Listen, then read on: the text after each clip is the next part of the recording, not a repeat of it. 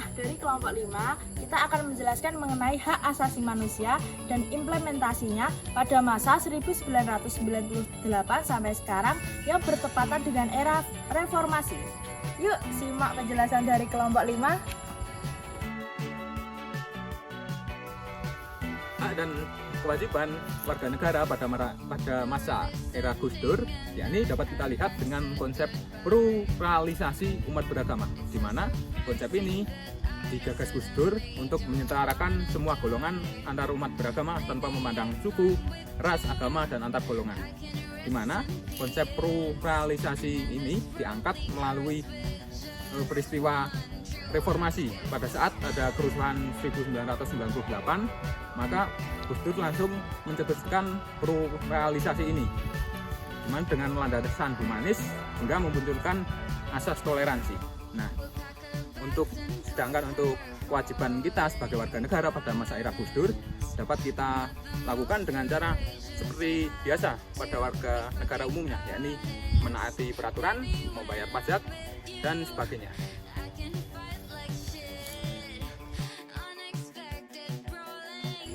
B.J. Habibie ketika menjabat menjadi presiden memberikan ruang seluas-luasnya bagi HAM dan demokrasi. Adapun 3 kebijakan HAM yakni kebebasan pers, kebebasan berpendapat di muka umum, dan membebaskan tahanan politik.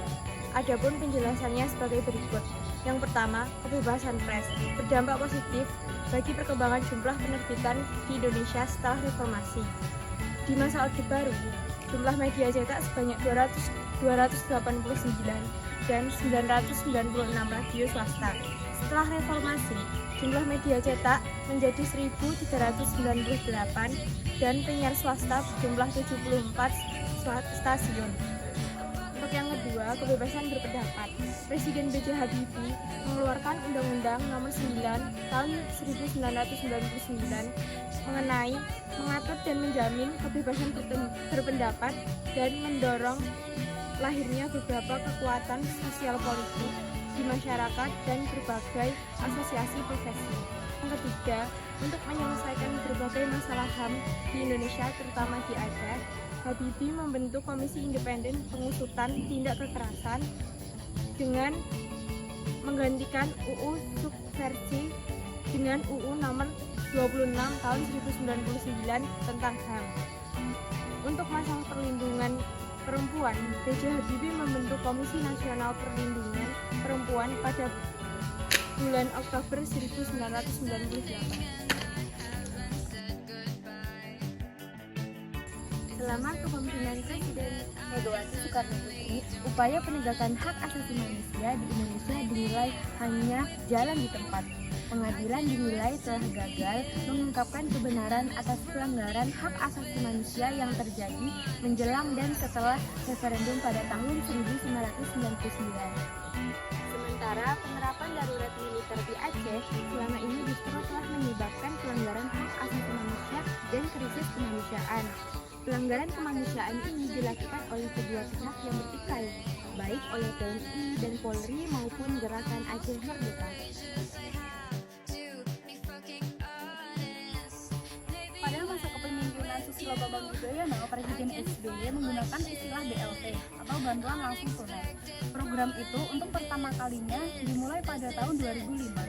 Kala itu, bantuan diberikan guna meredam efek dari kenaikan harga bahan bakar minyak. Penerimaan BLT mendapatkan transfer uang tunai senilai Rp300.000 yang dikirim melalui kantor pos. Pembayaran disalurkan dalam 3 tahap pada Oktober dan tambahan senilai Rp300.000. Sisanya diberikan pada tahun berikutnya, sehingga total insentif yang diterima masyarakat senilai Rp1.200.000 per rumah tangga. Kita sebagai warga negara harus bersikap selayaknya sebagai warga negara dalam menunaikan kewajiban warga negara.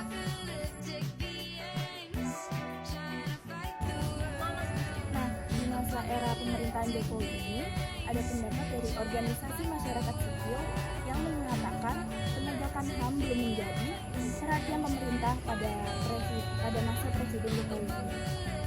Di bidang HAM belum ada langkah konkret pemerintah yang menjamin rasa keadilan bagi para keluarga korban dan korbannya sendiri. Penegakan hukum yang amburadul semakin menunjukkan bahwa pada era saat ini hukum bukan lagi alat atau sarana untuk menegakkan keadilan, namun hanya alat untuk memuaskan beberapa kelompok-kelompok penting di negara ini.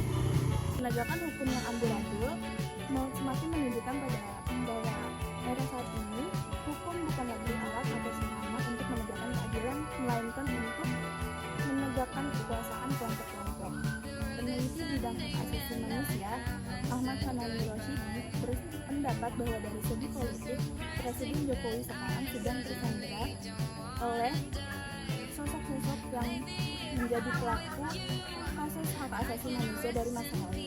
Sosok-sosok tersebut menjadi faktor mengapa Presiden Jokowi tidak mengambil langkah pasti kebijakan strategis dalam menuntaskan pelanggaran berat hak asasi manusia pada masa lalu yang sudah. Nah, selesai sudah penjelasan kami dari kelompok 5. Adapun kesimpulan yang didapatkan berdasarkan penjelasan pada era reformasi tersebut. Presiden memegang peran utama pada penyelenggaraan pemerintahan. Presiden tetap merupakan sentra kekuasaan yang tak hanya menentukan penyelenggaraan fungsi pemerintahan dan pelayan publik, tetapi juga memiliki fungsi pengaturan dan penentuan kebijakan dan orientasi pemerintah. Tanggung jawab penegakan HAM melekat pada jabatan Presiden sebagai konsekuensi, karena Presiden dapat menggerakkan aparat untuk melakukan penyelidikan, penyidikan, dan penuntutan pelanggaran HAM. Naif jika seorang calon presiden saat ditanya mengenai komitmen pelanggaran HAM menjawab akan diserahkan melalui mekanisme hukum, karena sebagian mekanisme ada dalam kekuasaannya. Jadi kesimpulannya, tekad, komitmen, dan kemauan presiden menjadi faktor menentukan perubahan penegakan HAM di masa yang akan datang. Sekian dari kami, wassalamualaikum warahmatullahi wabarakatuh.